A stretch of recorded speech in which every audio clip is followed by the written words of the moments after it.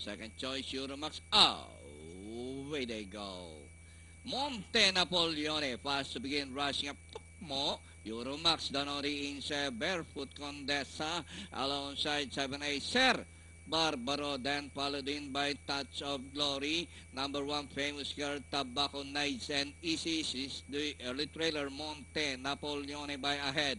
Euromax, Danori inside, Tukmo, and on the outside, Sir Barbaro, rushing up, Touch of Glory, Barefoot Contessa. Rounding the far turn, Euromax, now the leader. Monte Napoleone in second, and racing in third is Tukmo. Sir Barbaro, Barefoot Contessa, Danori inside as they race the final corner. Euromax, Monte Napoleone is on the outside.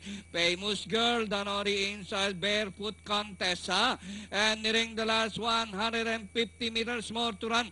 Euromax, followed by Monte Napoleone, Famous Girl, and Barefoot Contessa. Euromax, Famous Girl moves by the rail and finally is going with close. Famous Girl, Euromax, Monte Napoleone, Barefoot Contessa, Touch of Glory for your Fantafecta.